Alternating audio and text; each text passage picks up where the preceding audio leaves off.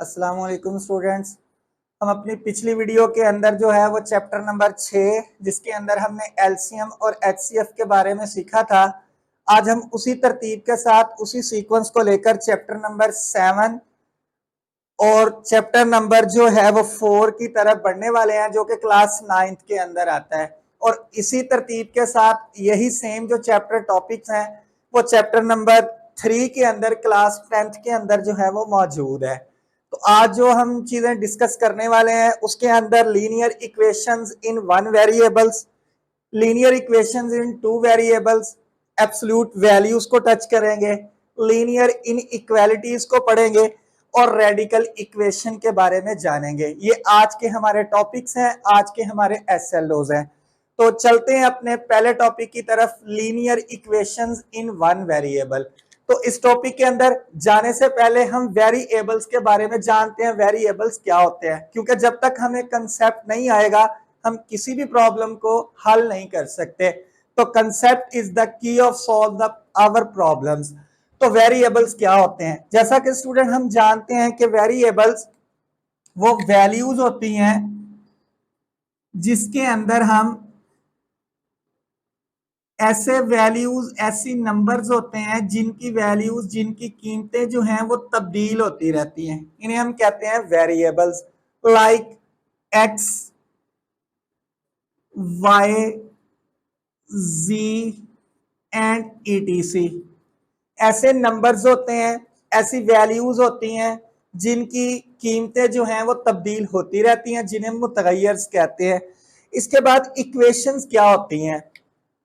Equations, जैसा कि नाम से जाहिर है, इक्वेशंस बराबरी को कहते हैं, इक्वालिटी को कहते हैं,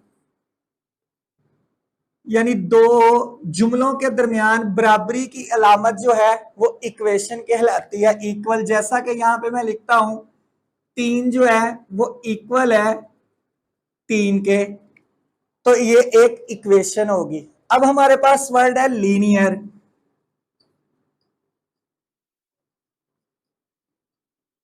तीसरा जो वर्ड है वो है लीनियर।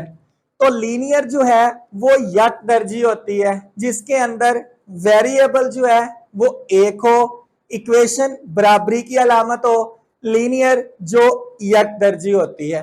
तो ये इकट्ठा वर्ड हमारे पास बना linear equations in one variable, यानी ऐसी मसावात जिसके अंदर मुतगय्यर का दर्जा ज्यादा से ज्यादा एक होता है। A equation in which variable has only one degree is called linear equation। इसकी स्टैंडर्ड फॉर्म की तरफ बढ़ते हैं तो ax जमा b इज इक्वल टू 0। तो यहां पे a जो है वो 0 के इक्वल नहीं हो सकता, और a और b जो दो नंबर्स हैं ये बिलोंग्स करते हैं सेट ऑफ रियल नंबर से। तो ये लीनियर इक्वेशन की स्टैंडर्ड फॉर्म है। अब चलते हैं इनके क्वेश्चन को सॉल्व करने की तरफ, जिससे हमें लीनियर इक्वेशंस के बारे में और उसको हल करने के बारे में हम जान सकेंगे। जैसा कि आपके सामने यहाँ पे मैं लीनियर इक्वेशन लिखता हूं इन वन वेरिएबल। तो हमारे पास रकम है 2x plus 3 is equal to 11। तो लीनियर इक्वेशन को सॉल्व करने के लिए कुछ स्टेप्स हैं जो हमें याद रखने हैं, ताकि हम बड़ी आसानी के साथ ऐसी मसावात को सॉल्व कर सकते हैं। तो सबसे पहले हमें करना यह है कि हमने वेरिएबल की कीमत, जिसकी कीमत मालूम करनी है, उसको इक्वेशन के एक तरफ यानी बाईं तरफ रखना है। उनके साथ जो भी वैल्यूज हैं, जो भी कीमतें लिखी गई हैं, उसको इक्वेशन के दाईं तरफ लेकर जाना है। उसके बाद इक्वेशन के अंदर अगर हमें बटे के अंदर कोई कीमत दे दी जाती है तो हमारा सबसे पहला काम ये होगा कि हम उस बटे को खत्म करेंगे। बटे को खत्म कैसे किया जाता है? जैसा कि स्टूडेंट्स आप जानते हैं कि उन रकमों का एलसीएम यानी जुजाफिया कर लिया जाता है। तो वो एलसीएम को तमाम रकमों के साथ हम जरब देंगे। जो ही हमारा बटा खत्म हो जाएगा तो सेम उसी पैटर्न के ऊपर हम नंबर्स को, जो एक्स्ट्रा, जो फालतू नंबर्स लगे हुए हैं, उनको हम इक्वेशन की दूसरी तरफ ले जाएंगे और वेरिएबल्स को जो है वो खाली कर लेंगे। इस तरह हमारी इक्वेशन में से उस वेरिएबल की जो कीमत है वो निकलेगी और वो उस इक्वेशन का सॉल्यूशन सेट कहलाएगा। तो चलते हैं इस क्वेश्चन को सॉल्व करने की तरफ। तो सबसे पहले ये +3 को हम दूसरी तरफ ले जाएंगे। तो जैसे ये दूसरी तरफ जाएगा ये माइनस का हो जाएगा। तो 11 में से जब हम 3 निकालेंगे 8, तो दोनों तरफ हम 2 पे करेंगे तकसीम, तो हमारे पास x की जो कीमत है वो निकल आएगी 4। ये ऐसी इक्वेशंस हैं जो लीनियर भी हैं और इसके अंदर एक वेरिएबल जो है वो हमने यूज किया है। अब चलते हैं नेक्स्ट क्वेश्चन की तरफ, जिसके अंदर हमें बटे के अंदर रकम दी जाएगी, उसको कैसे सॉल्व करते हैं। जी स्टूडेंट, आपके सामने मैंने एक कीमत लिखी है। अब यहाँ पे भी एक वेरिएबल है जो कि है x, इसकी हमने कीमत निकालनी है। तो जैसा स्टूडेंट मैंने आपको वीडियो के स्टार्ट में बताया, तो सबसे पहले हमारा काम है कि हम अपने इस बटे को 3 और 2 और तीसरी रकम के बटे में 1 है, सबसे पहले इसको खत्म करेंगे। तो इसका एलसीएम जो है वो आएगा 6।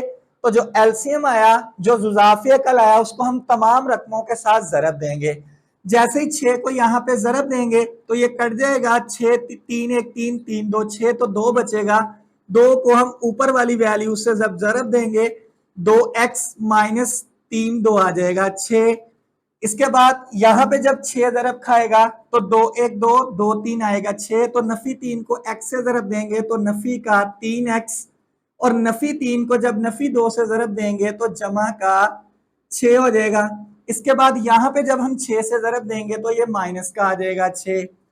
अब ये 2x और माइनस 3x बनेगा, माइनस का x माइनस का 6 और जमा का 6 आपस में कट जाएगा और इक्वल में बच जाएगा माइनस का 6।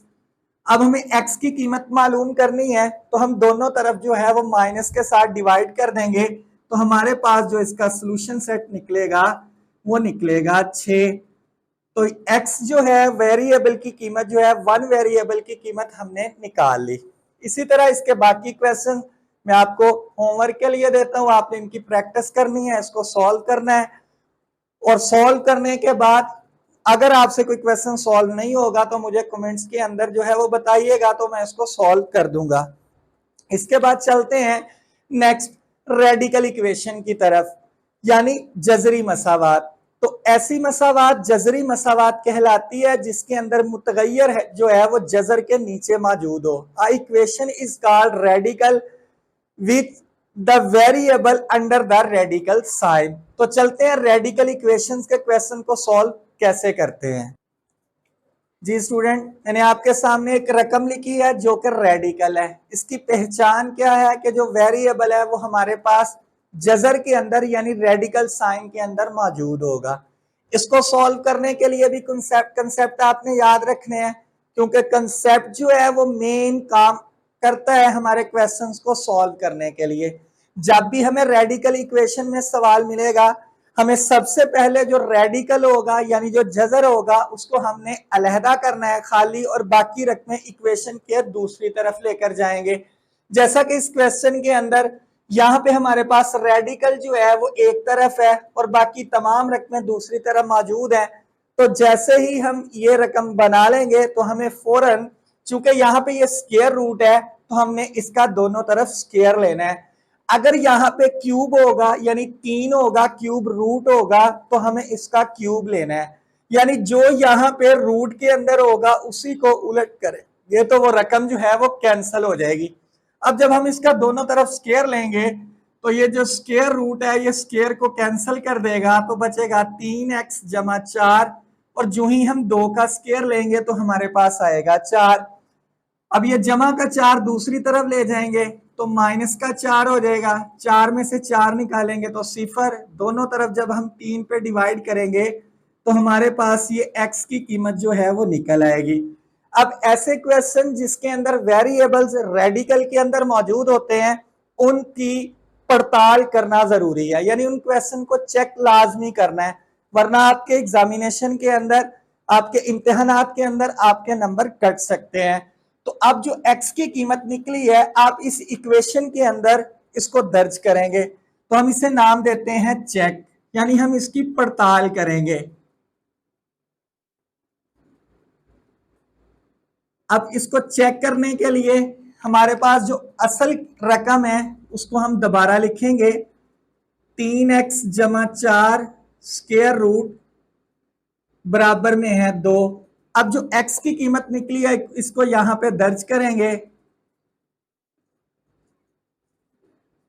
दर्ज करने के बाद इसको हम सॉल्व करेंगे तो ये ज़रब खाएगा, 0 में 4 जमा किया तो 4, 4 के ऊपर स्क्वायर रूट है तो जब इसका स्क्वायर रूट लेंगे तो वो आ जाएगा 2।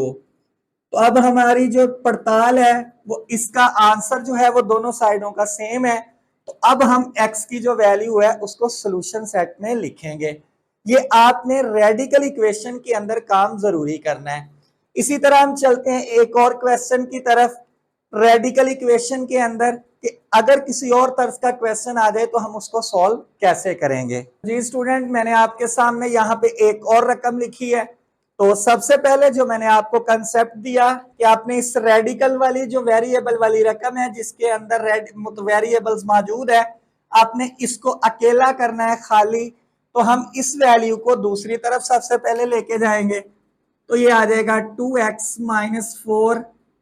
अब यहाँ पे चूंकि 3 है तो ये बना इसका क्यूब रूट, माइनस का 2 जो ही उधर जाएगा तो ये प्लस का 2 हो जाएगा। अब जैसा कि यहाँ पे अगर स्क्वायर रूट था तो हमने इसका स्क्वायर लिया। अब चूंकि यहाँ पे क्यूब रूट है तो अब इसका दोनों तरफ हम क्यूब लेंगे। तो जब दोनों तरफ क्यूब अप्लाई करेंगे तो ये 2x माइनस 4 बचेगा और 2 का क्यूब जो है वो 8 हो जाएगा। अब सेम उसी कंसेप्ट के जरिए माइनस का 4 उधर जाएगा तो जमा का हो जाएगा, 8 में 4 जमा किए तो 12, दोनों तरफ 2 पे तकसीम करेंगे तो हमें आंसर मिलेगा 6। अब जैसा स्टूडेंट मैंने आपको बताया कि वेरिएबल जब रेडिकल के अंदर होगा तो उसकी पड़ताल लाजमी करनी है। तो आप इसकी पड़ताल करेंगे, अगर ये 6 इसमें दर्ज करने से इस साइड का और इस साइड का आंसर आ जाएगा सेम तो ये आपका सॉल्यूशन सेट कहलाएगा। अगर ये आंसर सेम नहीं देता तो ये इसका एक्स्ट्राटेनियस रूट यानी फालतू हल कहलाता है। अब चूंकि लफ्ज आ गया एक्स्ट्राटेनियस रूट, तो ऐसा रूट होता है, ऐसा हल होता है जो उस मसावात को दुरुस्त साबित नहीं कर पाता, यानी उस इक्वेशन को सेटिस्फाई नहीं करता लेकिन निकलता उसी इक्वेशन में से है, उसको हम कहते हैं एक्स्ट्राटेनियस रूट। तो यहां तक स्टूडेंट हमने सीख लिया linear equation in one variable, जिसके अंदर हमने सिंपल क्वेश्चन भी देखे, बटे के क्वेश्चंस भी देखे। उसके बाद हमने लीनियर इक्वेशन वन वेरिएबल के अंदर क्वेश्चन को रेडिकल साइन के अंदर जो है वो सॉल्व कर लिया। अब चलते हैं अगले क्वेश्चन की तरफ, जिस टॉपिक का नाम है, जिसके अंदर हमने क्वेश्चंस हल करने हैं वो है एब्सोल्यूट वैल्यूज। जी स्टूडेंट, एब्सोल्यूट वैल्यूज के अंदर जो है हमें ऐसे क्वेश्चन दिए जाते हैं जिसको हमने वन वेरिएबल के अंदर जो है वो क्वेश्चन को सॉल्व करना है। तो उसके कुछ क्वेश्चन हम सॉल्व करने की कोशिश करते हैं। जी स्टूडेंट, एब्सोल्यूट वैल्यू हमें ऐसा क्वेश्चन मिलेगा जिसके अंदर वेरिएबल जो है इस साइन के अंदर मौजूद होगा, जिसे हम नाम देते हैं एब्सोल्यूट वैल्यू यानी मतलब कीमत वाली मसावात। तो इसको सॉल्व करने के लिए हमें क्या करना है, जो कीमत एब्सोल्यूट वैल्यू यानी दो साइन मॉड साइन के अंदर है, इसको खत्म करने के लिए इसके इक्वल पे जो रकम है उसको एक मर्तबा जमा के साथ और एक मर्तबा माइनस के साथ लिखना पड़ेगा।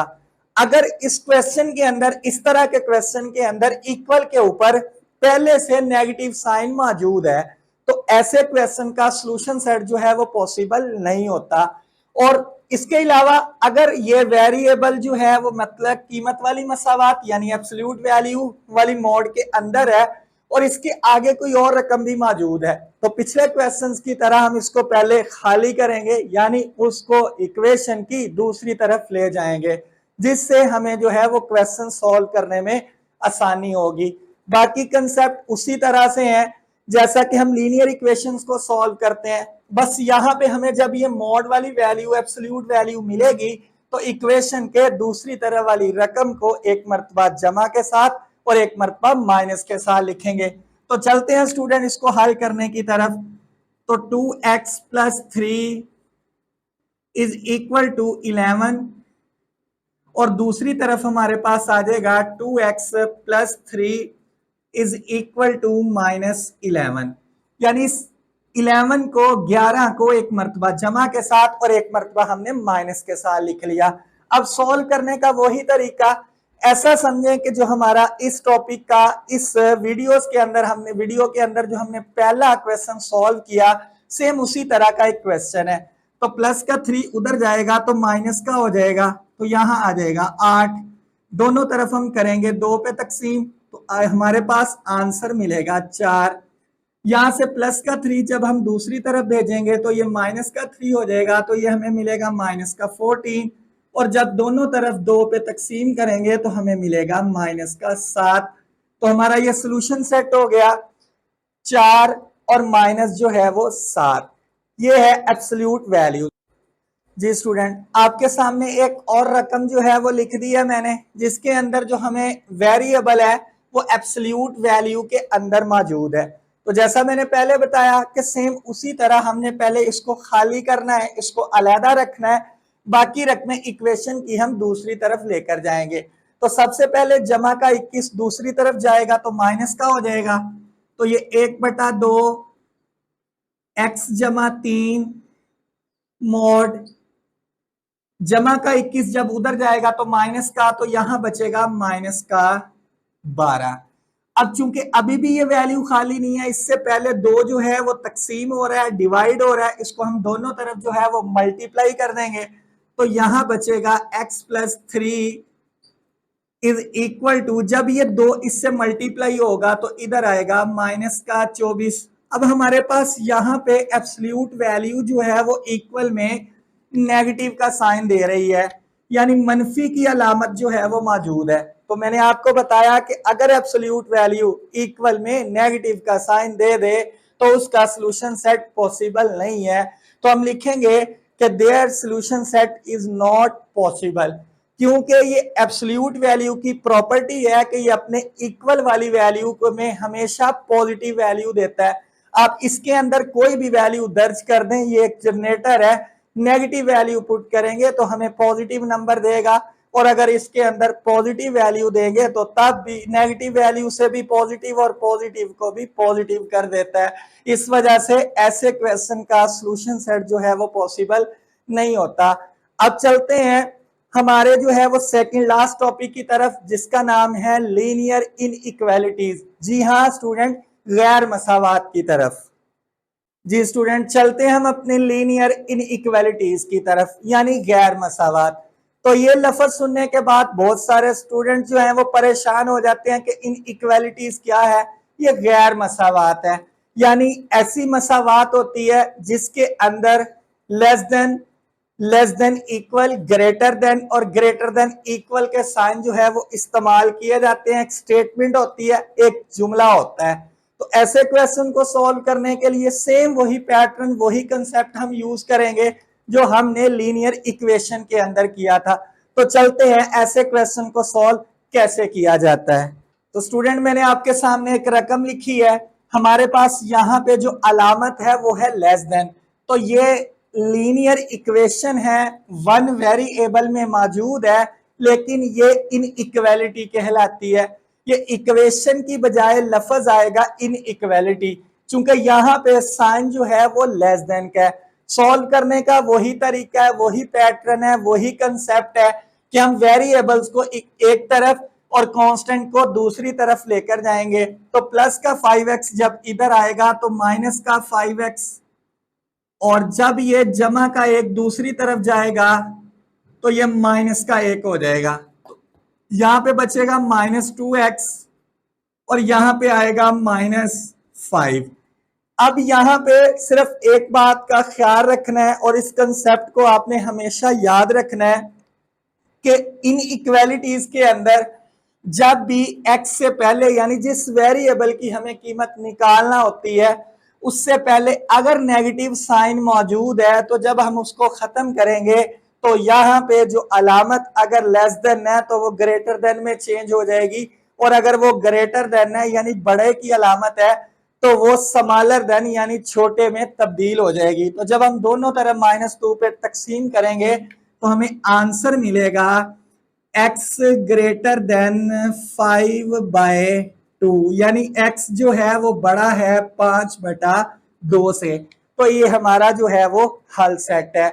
इस तरह यहाँ पे अलामतें जो है इनइक्वालिटी की दो भी आ सकती हैं, यानी एक ही रकम के अंदर एक ही स्टेटमेंट के अंदर दो साइन अगर इस्तेमाल हुआ तो उनको कैसे हल करते हैं। चलते हैं उस क्वेश्चन की तरफ। जी स्टूडेंट, मैंने आपके सामने एक रकम लिखी है जिसके अंदर लेस देन, इक्वल और लेस देन की अलामत जो है वो मौजूद है। सबसे पहले उसी तरह मैंने आपको शुरू में बताया कि हमें सबसे पहले जो है वो बटा खत्म करना है। अब इसके बटे में एक है, इसके बटे में दो है, इसके बटे में एक है, तो सबसे पहले इसका लेंगे एलसीएम। तो एलसीएम जो है वो दो आएगा, जब इससे ज़रब खाएगा तो माइनस का 10 आएगा। लेस देन इक्वल, जब ये दो इससे ज़रब खाएगा तो ये कट जाएगा, तो 4 माइनस 3x, और जब इससे ज़रब खाएगा तो यहाँ पे आ जाएगा 2। तो सबसे पहले हमने बटे को जो है वो ख़त्म कर लिया। अब ऐसे क्वेश्चन को सॉल्व करने के लिए ये जो रकम है, इस जहां से ये रकम शुरू होती है वहां से हम इसको लिखना स्टार्ट करेंगे, और जहां पे हमारे पास ये दूसरी अलामत शुरू होती है वहां तक इस रकम को लिखेंगे। तो हमारे पास आएगा -10 less than equal 4 minus 3x।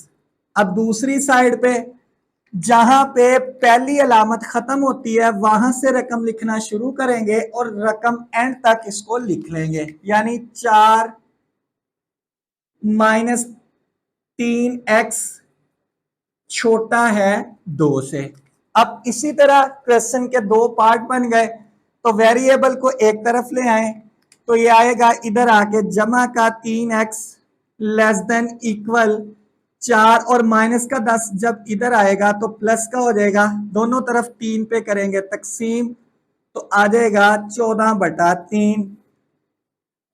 अब दूसरी साइड में ये 4 जब उधर जाएगा तो जाके हो जाएगा माइनस का, तो 2 में से 4 निकालेंगे तो माइनस का आएगा 2।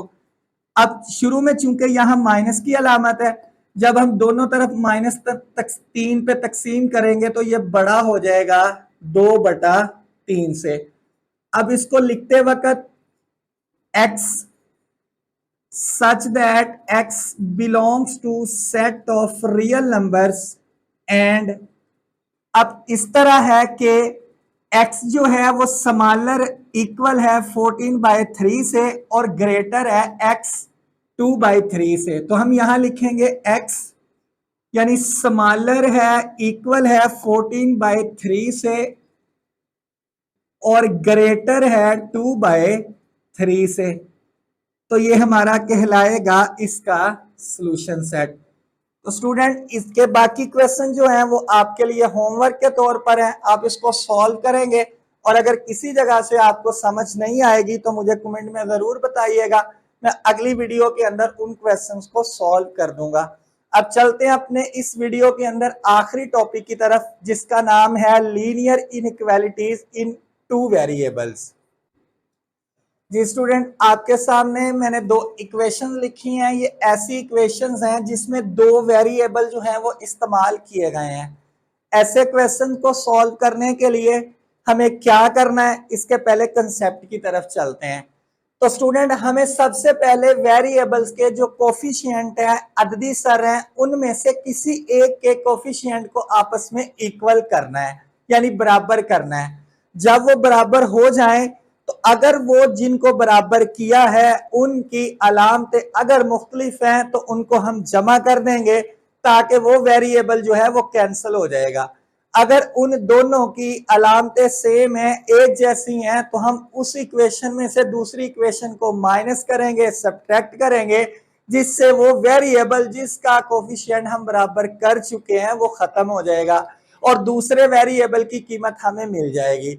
जिस वेरिएबल की कीमत हमें मिलेगी उसको हम दूसरी इक्वेशन में पहली में जिसमें दिल करे हम दर्ज करेंगे और हमें उस वेरिएबल की कीमत भी जो है वो मिल जाएगी। अगर हमें क्वेश्चन ऐसा मिलता है जिसमें वेरिएबल जो है उनके कोफिशिएंट बराबर नहीं है तो हम सबसे पहले उसको बराबर करेंगे। चलते हैं जी इस इक्वेशन की तरफ। यहाँ पे 2x और प्लस 3y है, तो यहाँ पे x का जो कोफिशिएंट है वो 2 है और इधर है 4। यहाँ पे y का कोफिशिएंट है 3 और इधर भी है 3। तो यहाँ इक्वेशन में पहले से वेरिएबल के कोफिशिएंट बराबर है अब अलामतें इधर भी जमा की हैं, इधर भी, तो दोनों सेम है।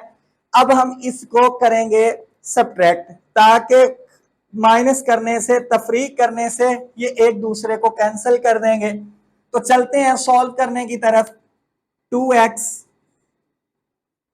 Plus 3y is equal to -24, 4x plus 3y is equal to 12। चूंकि दोनों की अलामतें सेम है तो इसलिए हम इनको करेंगे सब्ट्रैक्ट और नीचे वाले की अलामतें कर देंगे तब्दील।